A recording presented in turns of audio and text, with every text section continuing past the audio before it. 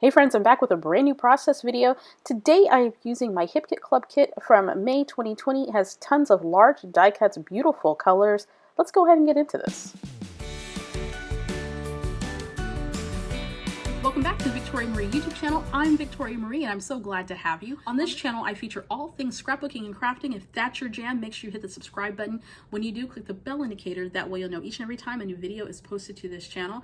Today, I am sharing a layout called Date Night, one of the very rare things that my spouse and I get to do these days. So I thought, why not document it to have some proof that we actually have a social life?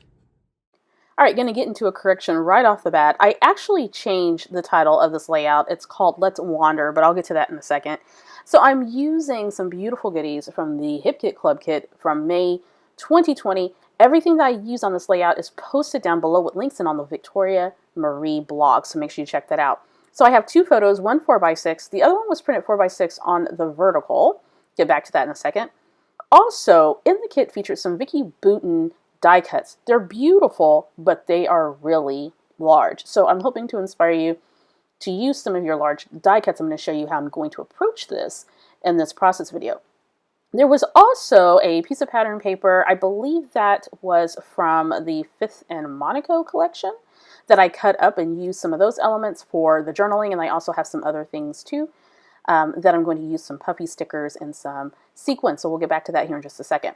So I'm going to go ahead and set up the background using some beautiful pattern paper from the 5th and Monaco collection by Pink Paisley. I absolutely love the colors. It's such a nice departure from all the turquoise and stuff, but it makes for a really beautiful, sophisticated layout. It has some blacks and some bold colors. I absolutely love it. Okay, so these are photos of me and my spouse, and we went on a date night earlier this winter. In fact, I think this was maybe 1 or 2 dates that we've had this year, and we haven't gone on any since lockdown. So I decided to scrapbook this story.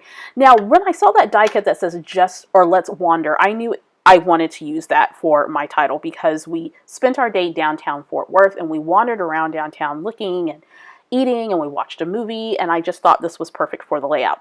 Now, notice those huge die cuts, the leaf and the flower. Sometimes when we get die cuts like that, it's a little bit, I'm a little bit hesitant to use them because I'm like, what am I going to do with this big old die cut? But I decided to use it as an extension of the background and do some layering.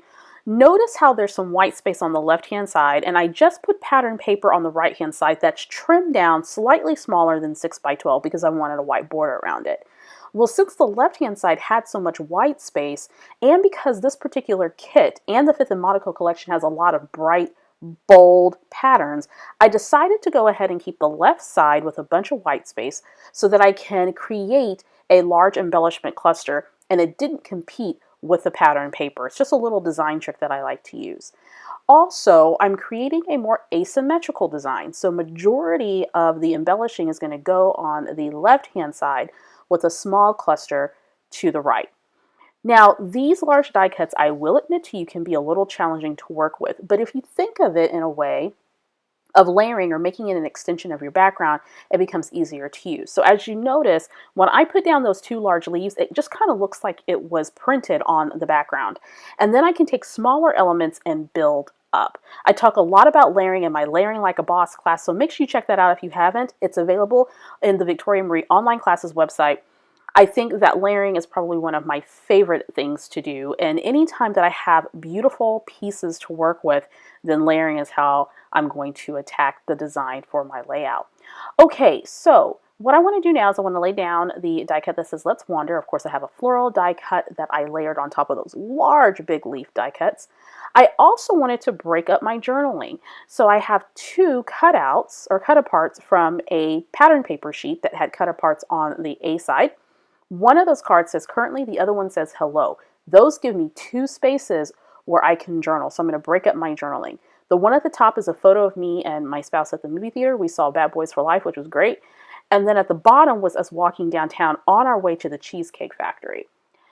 After I created that floral cluster, I knew that I needed some kind of foliage on the right-hand side, but I want to kind of set it up a bit. So I added the camera die cut, which works perfectly because I do take a lot of pictures all the time. I like adding in camera icons. And it's a pretty nice large scale piece. But then I'm like, what else am I going to put over there? Well, if I put the flower there, it's going to cover my face. But I saw this leaf die cut that I thought, you know what, that's skinny enough just to fit right in that small space. So I have the larger embellishing on the left-hand side, the smaller on the right, creating an asymmetrical design.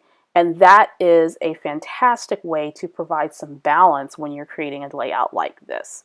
Alrighty, so after I laid those elements down, I want to go ahead and start layering on. So I have this beautiful butterfly die cut. Now all these die cuts, as I mentioned before, are from Vicki Boutin, and all the links to all the products are in the description box as well as on the Victoria Marie blog. I also have a label that I want to put there at the top. It's trimmed in green. And what I'm going to do is I'm going to put another smaller label there that says together from one of the sticker sheets that comes with the kit. And I wanted a little block of white there just to break up the pattern. I love the way this is coming out. It's just beautiful. Okay, next up are my Amy Tangerine Puffy stickers. I love a good Puffy sticker. And at first I thought, I'm going to put this red Puffy sticker down. And then I shop it around the page. And then I decide, no, I'm going to actually take it off here in just a little bit because it's just a little element that kind of sticks out like a sore thumb. Then I wanted to add just a little bit more to the right-hand side. So I grabbed this little puffy flower and I place it down and it sticks to the photo. And it's not quite where I want it to be, but it's going to have to stay because I don't want to take it off and then it rips my photo. So I'm going to go ahead and put it there. There is another floral puffy that I'm also going to add. Put a little bit of foam behind that. If you notice, I use a lot of foam on my layouts because I want my dimension or my elements to be dimensional. Next up, I'm going to take these 5th and Monaco little jewels and I'm going to kind of sprinkle them a little bit. I kind of fussed with that just a tiny bit because there's some colors on there that I didn't feel quite went with the flow of the layout. I also went to the 5th and Monaco sticker sheet. I needed another butterfly, a little bit more movement. This one's black and white. Goes fantastic. Of course, black and white's a fantastic neutral when you're using lots of beautiful colors on your scrapbook page. It helps to mute it just a little bit. I'm going to add a little foam piece there and slap that on the layout. Here I go with those gems again. There's a little bit of black. There's also some pearls, and I thought I just want a tiny, tiny bit to add that small extra element. The labels are from the Stamp Market. That one says Together. I'm going to place that there at the top. Then I went to my computer and typed up my journaling talking about our date, and I did so on some vellum by Hero Arts. This is by far the best vellum on the market in my opinion. There's a link posted down below if you want to check it out. It's nice and thick. It prints well with your computer. Also, you can stamp and heat emboss on it, and it's just gorgeous. It's nice and thick and sturdy weight of vellum. So I went ahead and printed out my journaling. What I did was I created a text box in Microsoft Word and I resized it after measuring the space of my journaling cards. I could, of course, maybe ran my journaling cards through my printer, but I like doing it this way. So I went ahead and printed out the journaling after resizing a text box. I created 2, typed in my journaling, printed it out. With a faint gray box, I just recolored the box and then printed it out and cut along the box lines. I'm adding a little bit of adhesive towards the back. You can't see it because that vellum is just that thick, so that's perfect. I put a little bit of adhesive right in the middle of those 2 blocks of journaling and added that to my layout. Lastly, I'm going to add a date. And I said that very excitedly because over the past year and a half, I haven't been adding dates to my layouts. So I made sure that I did that. Overall, I love the way that this came out. I like the asymmetrical design. I also liked that I went ahead and used those really large die cuts. It kind of looks like the paper is printed with the leaves and the floral on there when really I just created a design using those large die cuts.